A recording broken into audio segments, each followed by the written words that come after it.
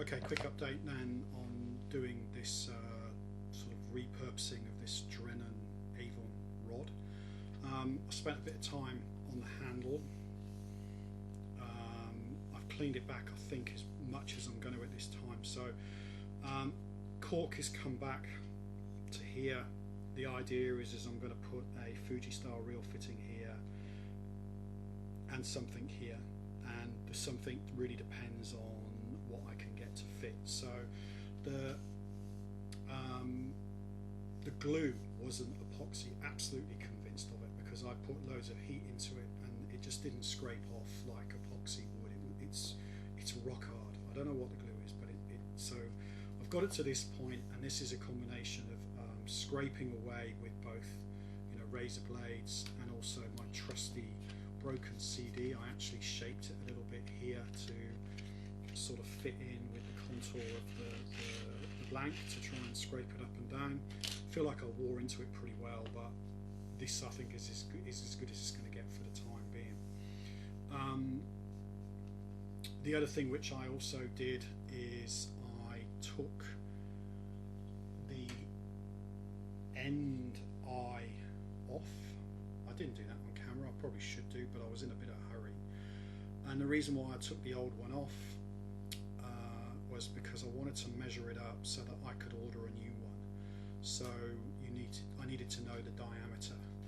So I quickly measured it up. I've got some of these cheap and nasty eBay bought calipers. They're digital and they're much easier to use than the old school ones like this, where it depends on how accurate to how well you need to use them. But anyway, the digital ones, whole new lease of life.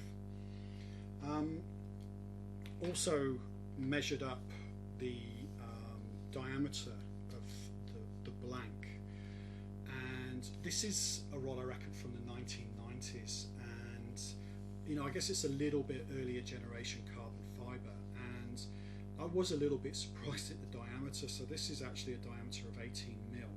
So it was on the Guys in Blanks website looking at various options. I actually ended up giving them a ring, asking for some advice. So I bought a reel fitting. I bought a few sort of other bits and pieces for the rod as well. Should arrive tomorrow, I hope, and then I can move on to the next section of the video. But while I'm waiting, I'm not going to do any more cleaning, so I just want to see how it's going to go together a bit. The other thing which I now want to do is I want to strip the rings off. So the way I'm going to do that, before I do that, just to emphasize something I have said previously, masking tape with markings. Use just a black marker pen, and this is to know where the rings are, so I kind of know they sit in between these two pieces. But most importantly, I'm marking where the rings sit on the blank. It's important because when carbon fibre rods are made, they actually have what's called a spine or a backbone, and it's where the carbon fibre rod is made on a mandrel, like a strip of metal, and the layers of the carbon fibre cloth and the various resins, they're rolled around it, they're pressed, they're baked in ovens and all different kinds of things. But if you imagine when this is wrapped around,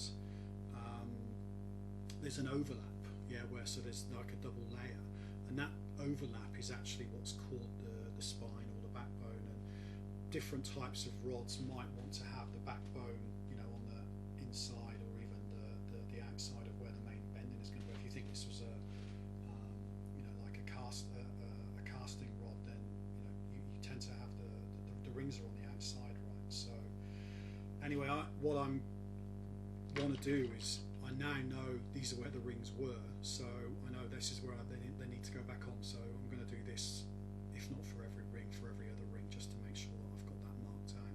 Also need to do the same on the butt, so that when I'm putting on the handle, so I know when I'm putting the new reel fitting on, I know where to line that up. It's much easier to do it.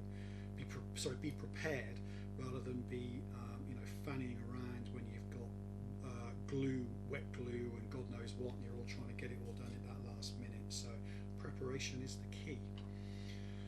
So I'm going to take the rings off now. I'm going to show you how to do one. I am to see what was underneath before I started recording actually, but show you how to get the rings off. It's pretty much the same as any other rod I've stripped down, and it's a combination of heat and a sharp blade. And if you're like me and you've got reasonably good fingernails, I've been fishing for ages because it's been crap weather, so I've got fingernails, then that's all you need. So I'm going to use one of my trusty single-edged safety razor blades because they're just really useful, and I'm going to use my 300 watt hot air gun thingy which I bought from Amazon. This was a good buy. Mentioned it before. I bought the one that's got the 2 meter long cable, which is just so much easier. Some of them you see for sale and they're only about I think 45 centimeters. I think the reason for that is for when people are working at like soldering stations and they've got a power supply in front of them. I don't have that. The power supply's in the wall behind me, so that extra length is really helpful. So what we're going to do, get some heat into the epoxy. The idea of this is to just make it soft, makes it so much easier to take off.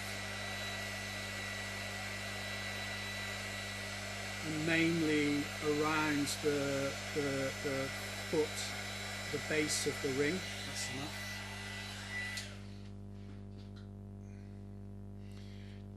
So I'm going to cut. I'm going to try and cut.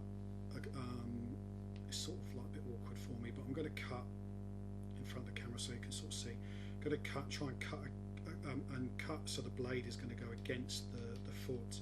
So I'm not cutting into the actual blank. That's one thing I don't want to do. So just cutting, feels like I'm into the threads. Do a little bit of a peel. And what I'm looking for is I'm looking for that all-important thread like I've got now that I can just completely unwind.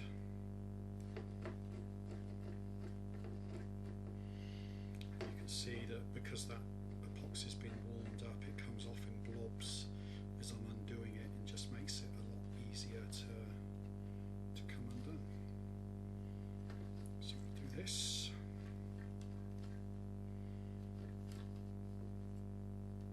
There we go, that's one off. So I did half of this one before when I was just checking, so I'll just take the whole thing off and then that will be piece done.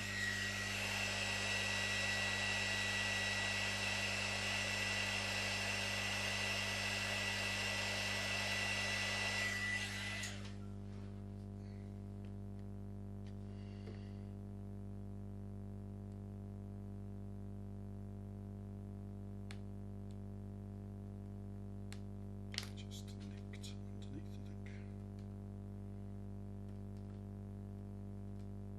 Got it? I do. Excellent.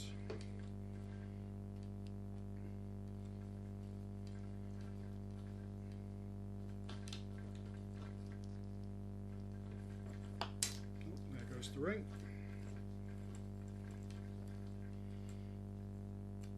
And that's it all off. Right, so got a bit of crud and stuff on there. Just sort of show you. Bit of heat.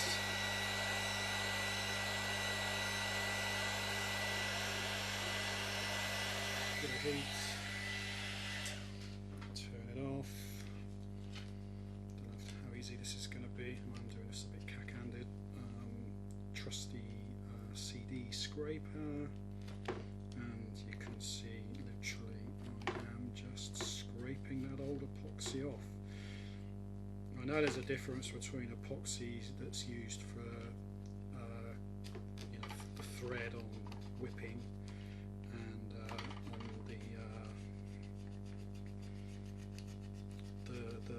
the glue and the glue, but I'm absolutely convinced that this is not epoxy now because this is just coming off so much easier. Talked about my trusty CD. I actually bought these. These are the plastic versions of these, and I bought these online. They were cheap. I bought them from AliExpress, so they came from China, and they're kind of like, you know, packaged up as for scraping paint off windows and stuff. You know, when you paint your window frames and you get paint on there and you kind of got to clean it up. But I bought these just to sort of see whether they would be good as an alternative for scrapers. And well, yeah, looks like they are. Cleaning it all off pretty well. So okay, I'm going to finish the rest of this off camera because it's not the most sort of riveting watching, but I want to get all traces of the epoxy ring finish off, and I want to get the finish underneath to be smooth, and I'm going to use a little bit of wet and dry paper to do that as well, very fine grit. I'm talking 1,000 grit or something like that. And the reason is because where the original ring was on there,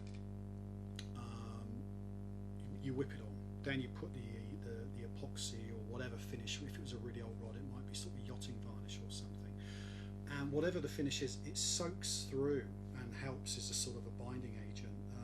So there are remnants of that on here, and you can actually see, probably not on camera, but if I rub my fingernail over it, you can hear that you can actually see where the thread's been. So it's kind of got little ridges.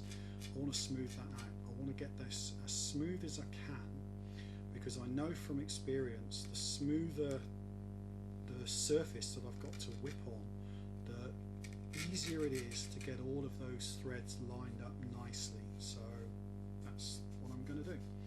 So I'm going to go away and do that, and I guess by the time we start again, hopefully my little package from Rods and Guides and Blanks is